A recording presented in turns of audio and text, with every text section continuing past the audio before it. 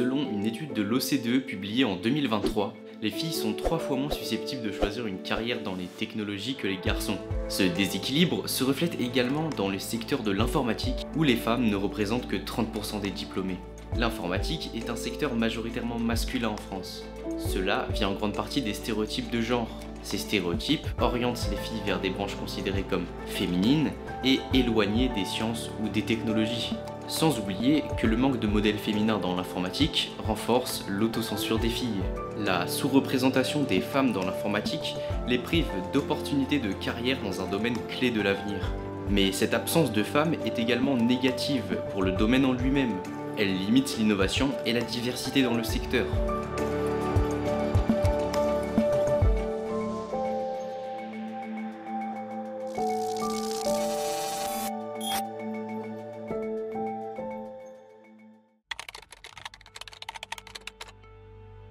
D'abord, plus de diversité dans les équipes, ça permet de mieux répondre aux besoins d'un grand nombre d'utilisateurs et de créer des produits plus inclusifs. Je vais vous donner un exemple. Dans le cas de la reconnaissance faciale, qui est aujourd'hui partout, des biais de genre ont été observés. Qu'est-ce que les biais de genre ?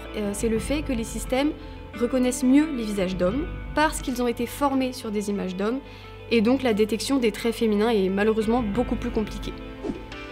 Il faut aussi se rendre compte que l'informatique est un secteur clé pour l'avenir et qu'y restreindre l'accès aux femmes de quelque manière que ce soit les prive d'opportunités professionnelles intéressantes et bien rémunérées, et ce qui inévitablement creuse les inégalités sociales.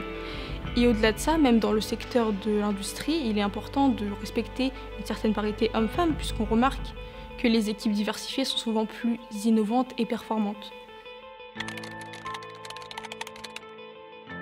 Le plus évident est la question du stéréotype du genre. Dès le plus jeune âge, les filles sont souvent orientées vers des filières jugées comme féminines, comme la littérature, les sciences sociales, etc. Tandis que les garçons, eux, sont orientés vers des filières technologiques et informatiques. Pour ma part, je trouve qu'il y a peu de femmes médiatisées dans le monde de l'informatique, donc je pense qu'elles ne se sentent pas assez légitimes de travailler dans le domaine. Ce qu'il faut vraiment comprendre, c'est que la sensibilisation doit commencer très tôt, carrément dès la primaire, car c'est là que se forment les stéréotypes, donc on doit les sensibiliser dès le plus jeune âge. Ça peut passer par des moments ludiques, comme des ateliers de découverte.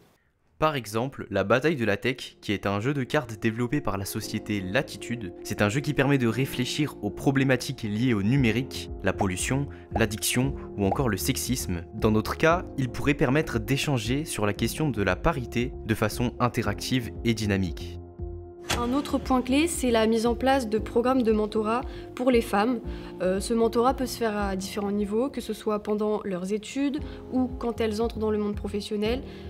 Il est vraiment important que des femmes professionnelles de l'informatique accompagnent les jeunes générations parce que c'est ce qui va permettre aux jeunes filles et aux jeunes femmes de se sentir soutenues, accompagnées, de voir qu'elles ne sont pas seules et qu'elles ont tout simplement, au même titre que les hommes, les capacités de réussir dans ce domaine encore majoritairement masculin.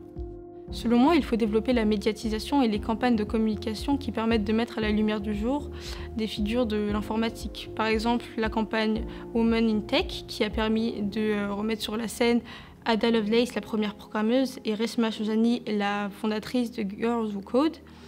Ce sont des modèles qui montrent aux filles ce qu'elles peuvent accomplir.